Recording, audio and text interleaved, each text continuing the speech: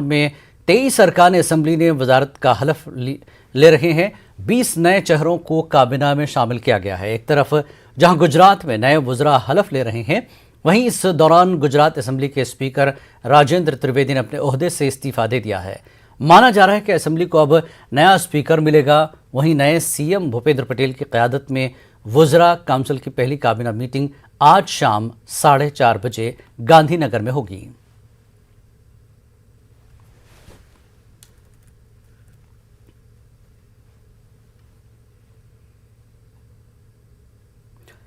Enforcement directorate ने आज सामाजिक कारकुन और साबिक सिविल सर्वेंट हर्ष मंदर से मुंसलिक 3 मकामात पर छापे मारे हैं। हर्ष मंदर के जर्मनी जाने के चंद घंटों के बाद ईडी ने छापे मारे हैं। हर्ष मंदर के वसंत कुंज के घर और जनूबी दिल्ली एडिचनी के दफ्तर पर छापा मारा गया। शहर के महरौली इलाके में हर्ष मंदर के ज़ेर इंतज़ाम 2 शेल्टर होम्स उम्मीद अमन का घर और खुशी रेनबो होम पर भी छापे मारे गए।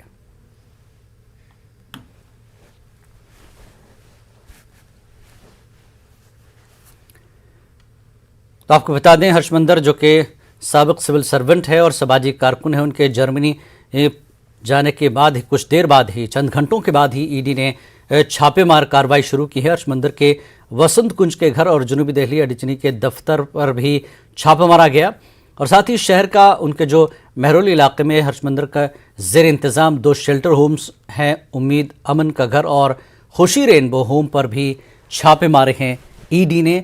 जबकि हर्ष मंदर के जर्मनी जाने के चंद घंटों के बाद ये कार्रवाई ईडी ने की है।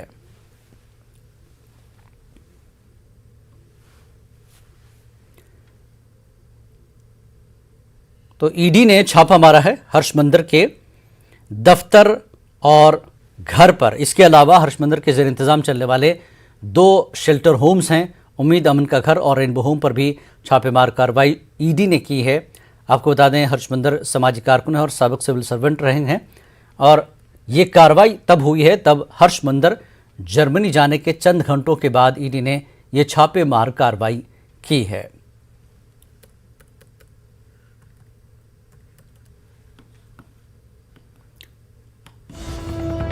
और बड़ी खबर इस वक्त की, सोनू सूद के मुंबई ऑफिस पर इनकम टैक्स महकमे का सर्वे। जी हां, सोनू सूद, अदाकार सोनू सूद के मुंबई ऑफिस पर इनकम टैक्स महकमे का सर्वे। दूसरे रोज भी इनकम टैक्स महकमे का सर्वे जारी।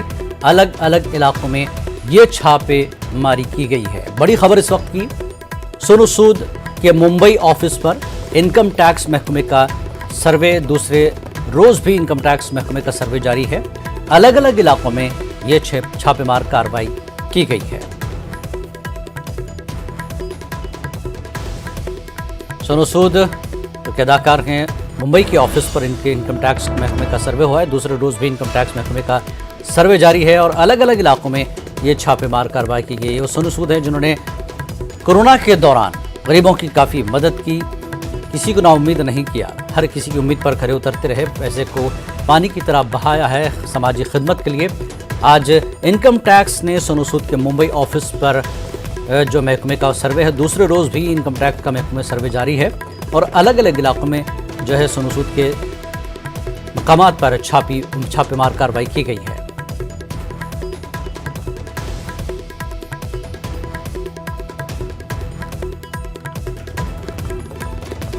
और आगे बढ़ेंगे, सुप्रीम कोर्ट ने हैदराबाद के हुसैन सागर में मूर्ति विसर्जन करने की इजाज़त दे दी है।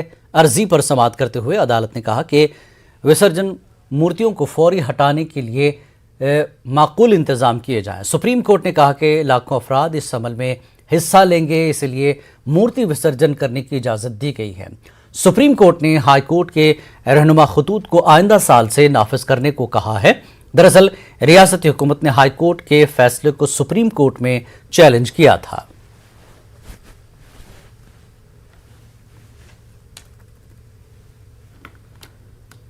वजारत दिफा के नए दफातर का इफ्तिताह वज़ीर-ए-आज़म नरेंद्र मोदी ने किया। जदीद तकाज़ों और कामकाज में बेहतर तालमेल बनाने के लिए नया दफ्तर बनाया गया है। इफ्तिताही तकरीब से खिताब करते हुए वज़ीर-ए-आज़म नरेंद्र मोदी ने कहा कि नया दफ्तर जदीद सहूलतों से लैस है और दफ्तरी कामकाज में आसानी होगी। वज़ीर-ए-आज़म के मुताबिक ईज़ ऑफ लिविंग और ईजी ऑफ डूइंग बिजनेस की बात की जाती है। इसके अलावा इसके हुसूल के लिए जदीद इंफ्रास्ट्रक्चर का भी अहम किरदार है। वज़ीर आज़म ने कहा कि सिर्फ 12 महीनों में तामीराती काम मुकम्मल हुआ। इस मौके पर उन्होंने सेंट्रल विस्टा प्रोजेक्ट के मुखालफिन की भी तनकीद की है।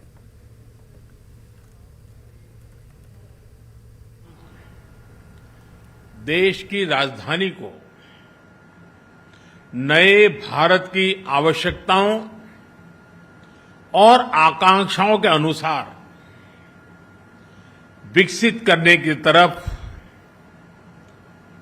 एक महत्वपूर्ण कदम बढ़ा रहे हैं।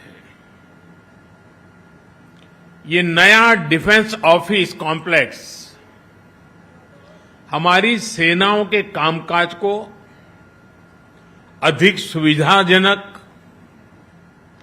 अधिक प्रभावी बनाने के प्रयासों को और सशक्त करने वाला है। और मैं ये भी बताना चाहूंगा कि जो लोग सेंट्रल विस्टा के प्रोजेक्ट के पीछे डंडा लेकर के पड़े थे, वे बड़ी चतुराई से, बड़ी चालाकी से सेंट्रल विस्टा प्रोजेक्ट का ये भी एक हिस्सा है। 7,000 से अधिक सेना के अफसर जहां काम करते हैं, वो व्यवस्था विकसित हो रही है, इस पर बिल्कुल चुप रहते थे, क्योंकि उनको मालूम था कि जो भ्रम फैलाने का इरादा, झूठ फैलाने का इरादा है, जैसे ही इस बात की सामने आएगा तो फिर उनकी सारी गपबाजी चल नहीं पाएगी। किसी भी देश की राजधानी, उस देश की सोच, उस देश के संकल्प, उस देश का सामर्थ्य और उस देश की संस्कृति के प्रतीक होती है। भारत तो लोकतंत्र की जननी है, इसलिए भारत की राजधानी ऐसी होनी चाहिए जिसके केंद्र में लोक हो, जनता जनार्दन हो। आज जब हम ईज ऑफ लिविंग और ईज ऑफ डूइंग बिजनेस इस पर फोकस कर रहे हैं, तो इसमें आधुनिक इंफ्रास्ट्रक्चर की भी उतनी ही बड़ी भूमिका है। सेंट्रल विस्टा से जुड़ा जो काम आज हो रहा है, उसके मूल में यही भावना है। और इन वैरकों, हॉटमेंट्स में ऑफिशियल्स 70 वर्षों से लगातार काम करते चले आ रहे थे और बिल्डिंग्स इतनी जर्जर हो गई थी कि टूटने के कगार पर थी। कभी कभी तो मुझे भी इसकी शिकायतें रक्षा मंत्री होने के नाते प्राप्त हुई हैं। यह हमारे अधिकारियों की वर्किंग कंडीशन को भी प्रभावित करता था। और इस हॉटमेंट का फैलाव सेंट्रल विस्टा की 91 एकड़ भूमि पर, जैसा मुझे बतलाया गया है, जिसके कारण इस जगह का जो ऑप्टिमम यूटिलाइजेशन जितना होना चाहिए था, उतना ऑप्टिमम यूटिलाइजेशन इसका नहीं हो पा रहा था। लेकिन जैसा मैंने कहा कि आपने ही अपनी दृढ़ इच्छा शक्ति का परिचय देते हुए अपनी काल्पनिक क्षमता के आधार पर इतना बड़ा यह फैसला किया है, जिसके परिणाम स्वरूप यह कॉम्प्लेक्स बनकर तैयार हुआ है। जैसा आपको बतलाया गया है कि 7,000 से अधिक कर्मचारी और अधिकारी इस कॉम्प्लेक्स में पहले की अपेक्षा कहीं अधिक अच्छी वर्किंग कंडीशन में, अधिक इफिशियंसी के साथ वह काम कर सकेंगे। मरकजी वज़ीर दिफा राजनाथ सिंह ने वजारत दिफा के नए दफातर को जरूरी बताया। उन्होंने कहा कि नए दफातर से ओहदेदारान को राहत मैसर होगी। आम आदमी पार्टी की सरकार बनवाई है। जितने लोगों के बकाया बिल हैं, जो योगी सरकार की महंगी बिजली की वजह से आपके ऊपर अपराधी बन के चढ़े हुए हैं, जो आपको अपराधी बना रहे हैं, आम आदमी पार्टी की सरकार बनते ही इन बिलों को फाड़ के फेंक दीजिएगा। सबके बकाया बिल माफ कर दिए जाएंगे। ये महंगी बिजली आपके घर में अगर आती है और महंगे बिल अगर आपके घर में आते हैं, तो इसमें अपराधी आप नहीं है, अपराधी वो सरकार है जो महंगी महंगी बिजली करके पैसा कमा रही है। वो पार्टी है जो बिजली महंगी करके अपना चंदा जुटाती है। लोग अपराधी नहीं है, इसमें लोगों को अपराधी की तरह जीने की जरूरत नहीं है। आम आदमी पार्टी की सरकार, जैसे हमने केजरीवाल जी ने दिल्ली में करके दिखाया, वहां पे बिजली के बिल जीरो आ रहे हैं, वहां पे 24 घंटे बिजली आ रही है।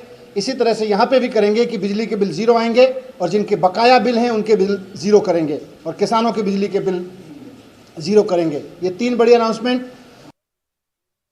तो दिल्ली के नायब वज़ीर आला मनीष सिसोदिया ने जैसा कि अपनी प्रेस कॉन्फ्रेंस में कहा है कि योगी सरकार पर उन्होंने तनकीद की और कहा कि बिजली महंगी, तालीम से महंगी हो गई है और लोग परेशान हैं। उन्होंने कहा कि अगर आपकी हुकूमत बनी तो आप भी बिजली की सहूलत मुफ्त फराहम करेगी। चलिए आगे बढ़ते हैं।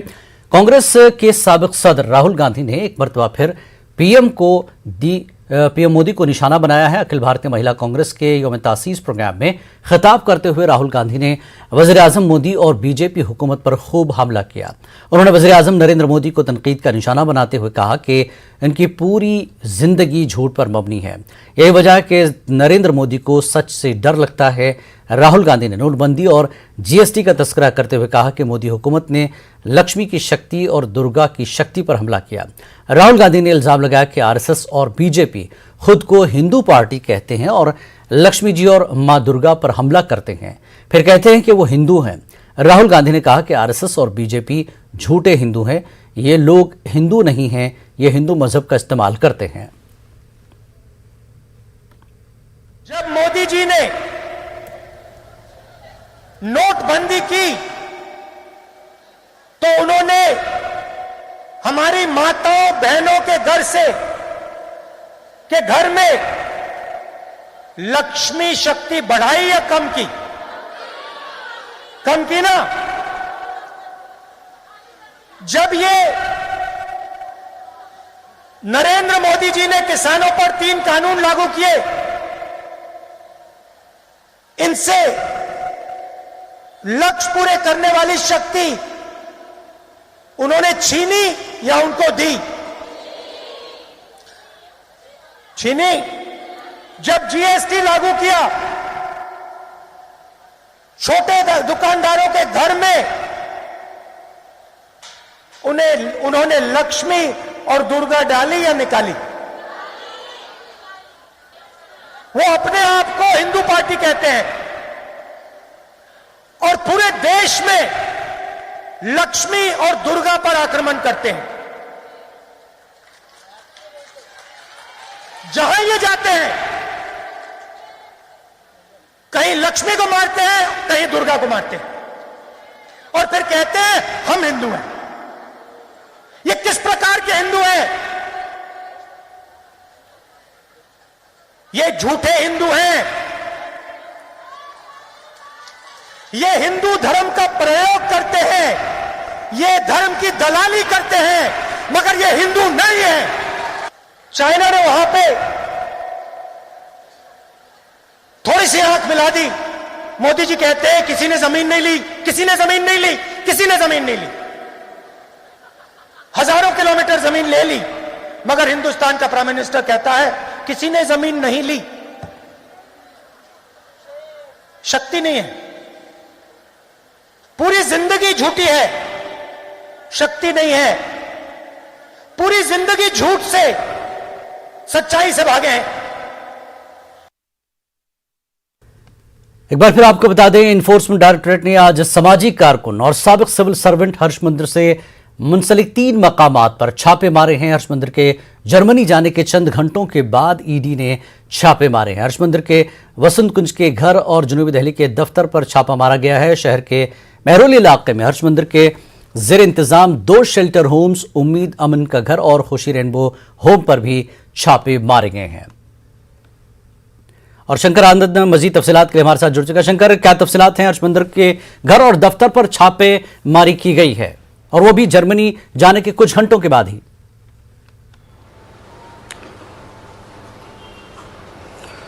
देखिए, केंद्रीय जांच एजेंसी ईडी की टीम आज जब सुबह छापेमारी करने के लिए आज जब हर्ष मंदिर के आवास में पहुंची, तब पता चला कि हर्ष मंदिर ठीक उसी से कुछ देर पहले अपने आवास से बाहर निकले थे, लेकिन गिरफ्तारी से संबंधित कोई भी जो नोटिस जो है ईडी के पास नहीं था। उसके बाद उन्हें आप गिरफ्तार कर भी नहीं सकते थे कानूनन, तो इसलिए इस मामले पे आगे ईडी कोई कार्रवाई नहीं कर सकी। लेकिन इस मामले पर जब ईडी की टीम पहुंची थी तो उन्हें पता चला था कि कुछ देर पहले ही हर्ष मंदिर अपने घर से एयरपोर्ट के लिए रवाना हुए हैं।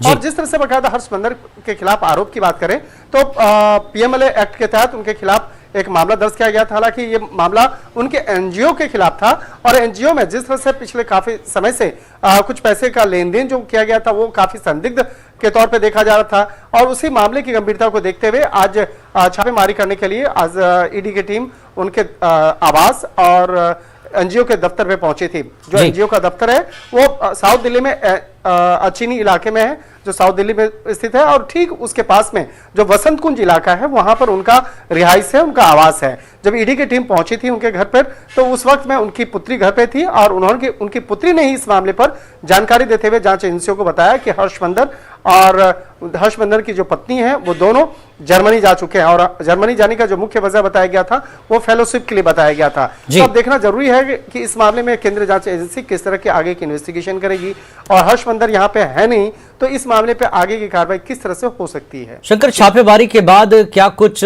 मीडिया को बताया गया है कि क्या कुछ वहां छापेमारी तो की गई है, क्या कुछ पाया गया जिस मकसद से ये छापेमारी की गई?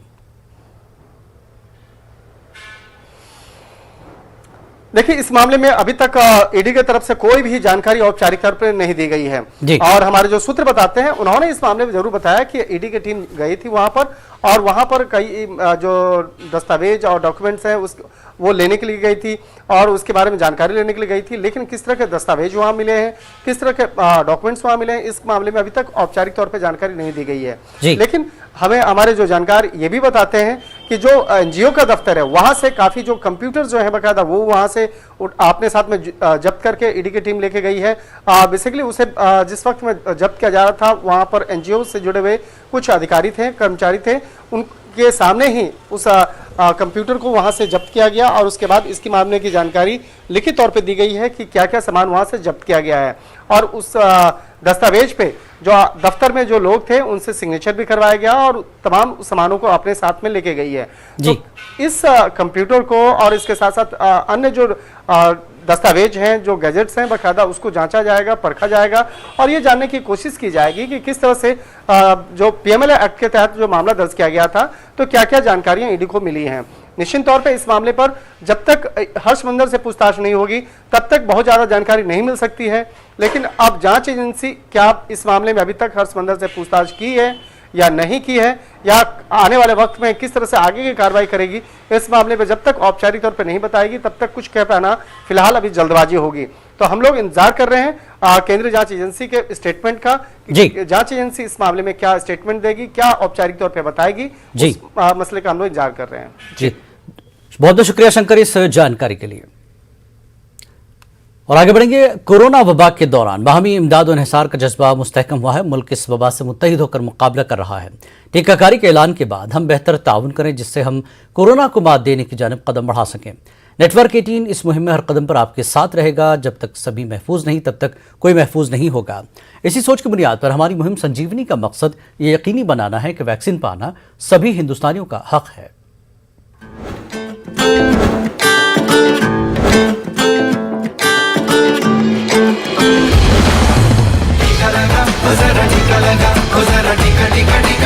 खबरनामे में एक बार फिर आपका खैर मकदम है। आज जंग आज़ादी में शहीद होने वाले पहले सहाफ़ी मौलवी मोहम्मद बाकर का यौम शहादत है। 16 सितंबर 1857 को मौलवी मोहम्मद बाकर को गिरफ्तार कर लिया गया और 2 दिन बाद बगैर मुकदमा चलाए अंग्रेजों ने दिल्ली में उन्हें तोप से उड़ा दिया था।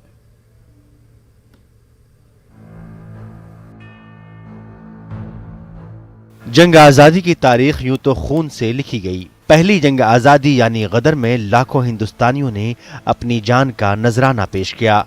ऐसे ही शहीदों में शामिल एक नाम मौलवी मोहम्मद बाकर का है। दिल्ली में पैदा होने वाले मोहम्मद बाकर पढ़े लिखे और तालीम याफ्ता नौजवान थे। 1828 में वो दिल्ली कॉलेज में पढ़ाने लगे थे। ये वो दौर था जब हिंदुस्तान अंग्रेजों के मजालिम से कराह रहा था और आज़ादी की जिद्दोजहद तेज हो रही थी।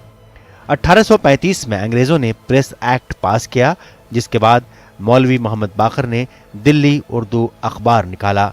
जब 1857 में गदर हुई तो दिल्ली उर्दू अखबार ने आम लोगों में बेदारी फैलाने में निहायत अहम रोल अदा किया और जैसे ही गदर पर अंग्रेजों ने काबू पाया मौलवी मोहम्मद बाकर को गिरफ्तार कर लिया। उर्दू का सबसे मुकम्मल एक वीकली अखबार 1837 में मौलवी मोहम्मद बाकर ने निकाला, जो यहाँ दिल्ली के रहने वाले थे और बहुत मशहूर शख्सियत मौलाना मोहम्मद हुसैन आज़ाद के वालिद थे।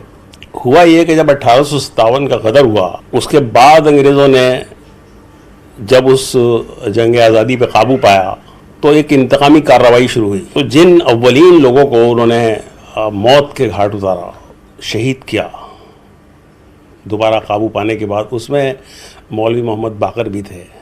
1857 की जब क्रांति की बात होती है तो निश्चित तौर पर उसमें अखबारों की भूमिका भी सामने आती है, और अखबारों की भूमिका में तीन महत्वपूर्ण ऐसे संस्थाएं हैं और अखबार हैं जिनको कभी भी भूला नहीं जा सकता। उसमें सबसे ऊंचाई पर, बुलंदी पर अगर कोई नाम है तो मौलवी मोहम्मद बाकर का है, जिनको हम लोग भारत के पत्रकार इस बात को मान सकते हैं कि वो भारत के पत्रकारिता के पहले शहीद थे, लेकिन उनको जो सम्मान हम देना चाहिए था हम लोगों को, हम लोग दे नहीं पाए, उनको हम ढंग से याद नहीं कर पाते। दिल्ली उर्दू अखबार में मौलवी मोहम्मद बाकर ने हिंदू मुस्लिम इत्तेहाद पर जोर दिया और 1857 के गदर को आज़ादी के लिए बड़ा मौका करार देते हुए इसकी भरपूर हिमायत की। 16 सितंबर 1857 को मौलवी मोहम्मद बाकर को गिरफ्तार करके 2 दिन के बाद बगैर मुकदमा चलाए अंग्रेजों ने दिल्ली में उनको तोप से उड़ा दिया। मौलवी मोहम्मद बाकर 1857 की हमारी आज़ादी की पहली लड़ाई के वो मुजाहिद हैं, वो सिपाही हैं जिन्होंने बंदूक या तोप के से अलावा इस जंग में हिस्सा लिया। उन्होंने अपनी कलम के ज़रिए से इस जंग में हिस्सा लिया और दिल्ली का जो उर्दू अखबार था, दिल्ली उर्दू अखबार, जिसके वो मालिक और एडिटर थे, उसके ज़रिए से उन्होंने वो फ़ज़ा बनाई ताकि वो आज़ादी के मतवालों में वो जोश, वो उमंग पैदा कर सकें, जिससे वो अपनी इस जंग को उसके लॉजिकल कंक्लूजन तक ले जा सके। हिंदुस्तान की तारीख में मौलवी मोहम्मद बाकर पहले सहाफ़ी हैं जिन्होंने शहादत पाई, लेकिन वो गुमनाम रह गए और उन पर रिसर्च भी नहीं हो सकी है। बहुत ज़्यादा मौलवी मोहम्मद बाकर के बारे में लिखा नहीं गया है, और 1857 की जो जंग आज़ादी थी उस पर, उसमें जो उर्दू सहाफ़ियों का किरदार था, 150 साल जब 1857 के हुए तब तक कोई किताब नहीं आई थी। तो मैंने कोशिश की और इस पर एक किताब लिखी बड़ी जुस्तजू के साथ, और तमाम आर्काइव्स का और लाइब्रेरियों का मुताला किया। तो वो एक किताब उर्दू सहाफ़त और जंग आज़ादी 1857 के नाम से आई, जिसमें तकरीबन 50 पेज का मवाद जो है वो मौलवी मोहम्मद बाकर के बारे में है, उनकी पूरी ज़िंदगी के बारे में है और उनकी कुर्बानियों के बारे में, उनके इल्मी इक़्तिबासात के बारे में भी है। जब मौलवी मोहम्मद बाकर को शहीद किया गया उस वक्त उनकी उम्र 77 साल की थी, लेकिन उनका कलम इतना ताकतवर था कि अंग्रेज़ों ने उन पर मुकदमा भी नहीं चलाया। मौलवी मोहम्मद बाकर की शहादत से जहाँ जंग आज़ादी में प्रेस के रोल का पता चलता है, वहीं ये भी मालूम होता है कि उस वक्त के उर्दू अखबार जो कुछ लिख रहे थे वो अंग्रेज़ों के लिए कितना बड़ा दर्द सर था। यही वजह है जब जब जंग आज़ादी की बात होगी तब मौलवी मोहम्मद बाकर की शहादत उर्दू के पहले सहाफ़ी के तौर पर याद रखी जाएगी।